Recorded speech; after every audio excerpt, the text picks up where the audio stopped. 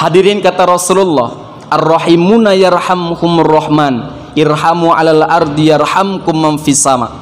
Hei manusia, kau yang hari ini kuberikan kesempatan hidup di dunia ini, kau gunakan itu untuk menyayangi orang lain. Kau bantu yang ada di bumi, kau tolong yang ada di bumi, kau cintai yang ada di bumi. Yarhamkum man fis sama, maka yang di langit pun pasti akan menyayangimu.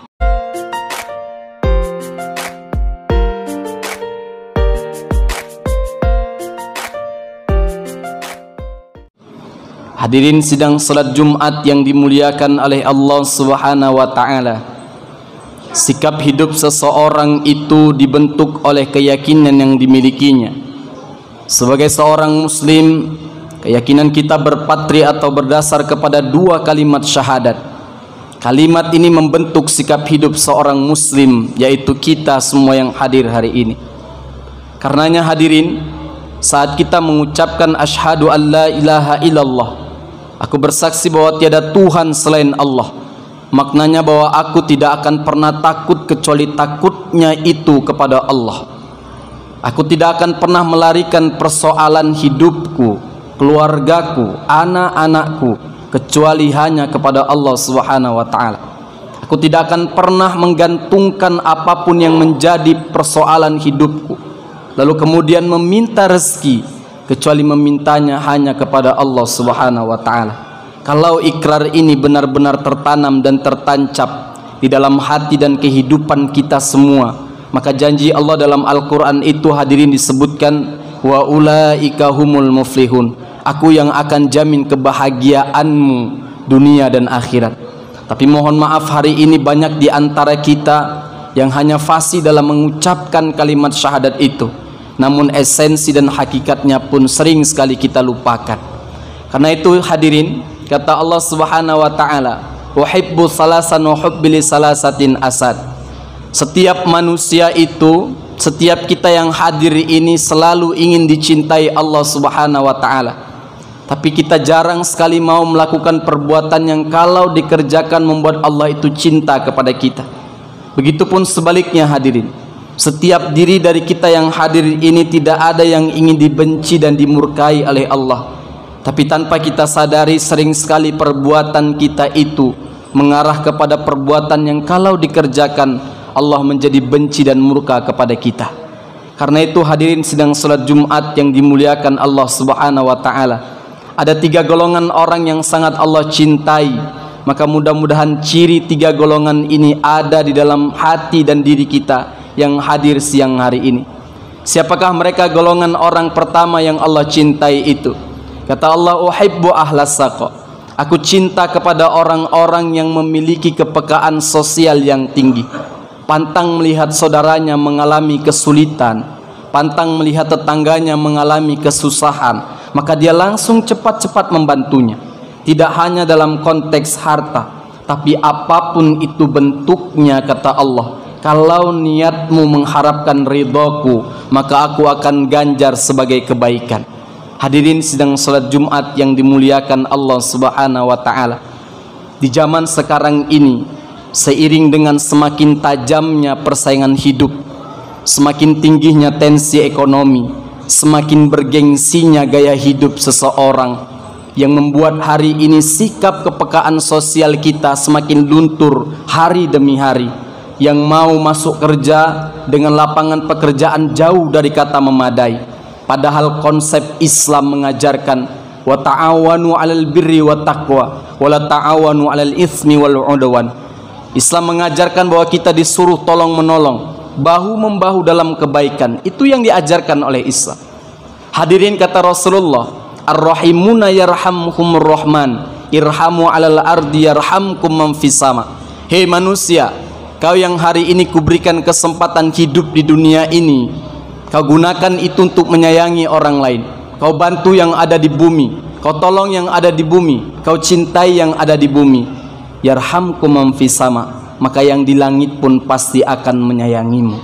Hadirin, alangkah indahnya kalau yang berkuasa itu menyayangi yang lemah lalu melindunginya. Alangkah indah dan nikmatnya kalau yang kaya itu menyayangi yang miskin lalu mengulurkan tangan membantunya. Alangkah indahnya kalau yang alim itu menyayangi yang awam lalu membimbingnya. Maka yang turun ke permukaan bumi ini adalah rahmat Allah Subhanahu wa taala.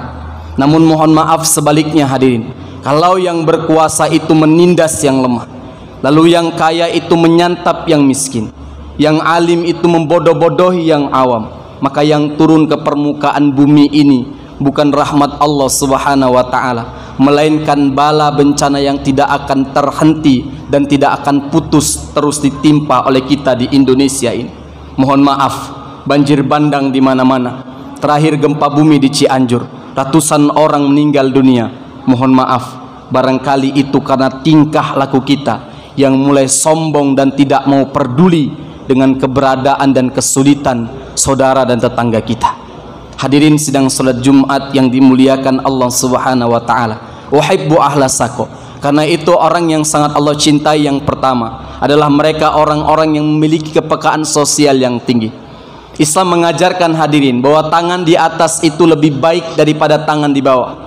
Orang yang memberi itu lebih mulia daripada orang yang menerima. Tapi mohon maaf, hari ini faktanya kita umat Islam menjadi umat yang lemah dan manja. Bukan karena tidak memiliki potensi, tapi mungkin memang itulah yang terjadi hari ini di antara kita umat Islam. Saya ingin menggambarkan begini hadirin, mohon maaf. Ada panitia masjid, panitia pembangunan masjid membangun masjid, meletakkan batu pertama sekaligus batu terakhir. Tak selesai masjid itu karena tersendat oleh biaya. Apakah tidak ada orang Islam yang kaya? Banyak. Majelis taklim kita terlunta-lunta, rumah sakit Islam kita tidak selesai, pesantren kita terbengkalai. Apakah tidak ada orang Islam yang memiliki jabatan yang tinggi? Banyak. Tapi secara jujur harus kita katakan dan kita akui bahwa yang belum banyak adalah orang-orang Islam yang mau berbuat atas nama dan demi kepentingan agamanya. Karena itu hadirin, kata Allah, hei manusia, berbahagialah oleh engkau yang hari ini kutitipkan harta yang banyak. Berbahagialah oleh engkau yang hari ini aku titipkan pangkat dan jabatan yang tinggi. Ada yang menjadi kapolsek dan ramil, bupati, kepala dinas, apapun jabatan entitas sosial yang hari ini aku titipkan kepadamu. Tapi ada satu hal yang harus kau ingat dan kau catatkan dalam hati dan pikiranmu, bahwa hakikat daripada titipan itu dia akan diambil oleh orang yang menitipkannya dan akan dimintai pertanggungjawaban atas apa yang dititipkannya olehmu. Karena itu yang pertama, orang yang dicintai Allah itu adalah uhibbu ahlasako, orang-orang yang memiliki kepekaan sosial yang tinggi, tidak hanya dalam bentuk harta, apapun itu bentuknya, kata Allah. Lalu siapakah mereka golongan orang yang kedua hadirin? Mohon perhatikan. Uhibbul fakiri saki asad. Yang kedua, orang-orang yang aku cintai, kata Allah, adalah mereka, mohon maaf, yang rajin bersedekah di jalanku. Kalau ada orang yang kaya, mohon maaf, rajin bersedekah, aku cinta kepadanya. Tapi kalau ada orang yang mohon maaf dalam keterbatasan ekonominya, tapi tidak pernah terhenti sedetik pun ia bersedekah di jalanku, aku lebih cinta kepada orang yang seperti itu. Saya ingin gambarkan begini hadirin. Ada orang kaya sedekah 5.000 rupiah, orang miskin sedekah 5.000 rupiah, sama nilainya, sama jumlahnya, sama tingkat keikhlasannya. Tapi kata Allah, lebih mulia lagi orang mohon maaf dengan keterbatasan ekonomi yang sedekah 5.000 rupiah ini. Alasannya pertama, bagi si kaya uang 5.000 rupiah ini tidak ada apa-apanya. Tapi bagi si miskin uang 5.000 rupiah ini sangat berarti baginya. Dia harus pergi pagi pulang petang, dia harus banting tulang peras keringat, tapi dia berani sedekah dengan jumlahnya si kaya. Inilah yang dinilai oleh Allah Subhanahu wa taala. Bukankah ini juga yang diajarkan dan dijalankan oleh Rasulullah dan generasi sahabat itu? Rasulullah itu hadirin, kalau dia bersedekah baju, lebih baik lagi baju yang ia berikan dibandingkan baju yang ia gunakan. Dan ini juga yang ditiru oleh generasi sahabat. Ingatkah kita bagaimana sejarah Abu Bakar Siddiq alaihissalam yang dicatatkan itu? Suatu ketika Abu Bakar Siddiq alaihissalam menyedekahkan semua hartanya di jalan Allah dan diberikan kepada Rasulullah. Saat itu Rasulullah bertanya kepada Abu Bakar, ya Abu Bakar, begitu banyak harta yang kau sedekahkan di jalan Allah ini, apakah telah kau tinggalkan kepada anak dan istrimu di rumah? Perhatikan jawaban Abu Bakar hadirin. Wahai Rasulullah, sungguh telah kutinggalkan kepada anak dan istriku keyakinan dan keimanan yang kuat, bahwa kemudian kami yakin dan percaya kami tidak mungkin jatuh miskin hanya karena kami sedekahkan harta kami di jalan Allah, bahwa kemudian kami yakin dan percaya Allah itu tidak tidur, bahwa kemudian kami yakin dan percaya kalau kami bantu Allah, Allah pun pasti akan membantu kami. Namun hari ini itulah keyakinan yang seringkali luput daripada pengawasan kita. Sering sekali hati ini bertanya, apa iya kalau aku bantu anak yatim itu Allah akan membalas kebaikanku? Apa iya kalau aku bantu masjid itu Allah akan membalas kebaikanku? Padahal kata Allah, harta yang kau sedekahkan itu aku akan ganjar kebaikan min haitsu la yahtasib, melalui jalan yang tak pernah kau duga-duga kapan dan di mana datangnya. Hadirin sidang salat Jumat yang dimuliakan Allah Subhanahu wa taala.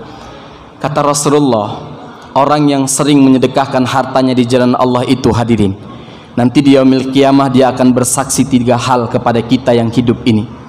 Pertama, harta itu akan berkata, kuntu qalilatan fakasartani.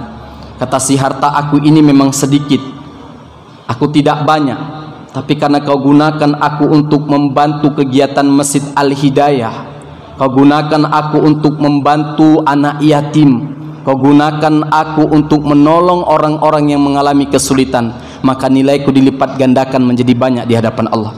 Kuntu faniyatan fa'abaqaitani, aku ini memang tidak kekal, aku sirna oleh pergeseran nilai dan waktu, tapi begitu kau gunakan aku, hartamu itu, untuk menolong Masjid Al-Hidayah, pembangunan Masjid Al-Hidayah, maka sungguh nanti nilaiku menjadi kekal di hadapan Allah. Kunta anasirtu harisaka, kalau di dunia kau yang sangat takut kehilanganku, begitu rumahmu tak terkunci dan tak tergembok, kau yang takut sekali aku diambil orang, tapi begitu kau gunakan aku untuk menolong agama Allah, nanti di yaumil kiamah akulah yang akan menjadi benteng yang akan menyelamatkanmu daripada jilatan api neraka. Maka golongan orang yang kedua yang dicintai Allah ini adalah mereka orang-orang yang walaupun dengan keterbatasan ekonomi itu tidak pernah menyurutkannya untuk bersedekah di jalan Allah. Lalu bagian terakhir daripada khutbah singkat kita ini, siapakah mereka golongan orang yang sangat Allah cintai yang ketiga itu? Uhibbul mutawati. Mereka adalah orang-orang yang memiliki sifat tawadu, rendah hati, meniru sifat ilmu padi. Semakin berisi semakin merunduk, semakin di puncak kesuksesan tidak membuatnya sombong. Bukankah ini yang ditirukan oleh Rasulullah dulu? Ingatkah kita hadirin dalam sejarah itu Rasulullah harus dikejar-kejar oleh orang-orang kafir saat itu, diancam ingin dibunuh, sehingga harus terusir dari kota kelahirannya, kota Mekah, dan hijrah ke kota Madinah.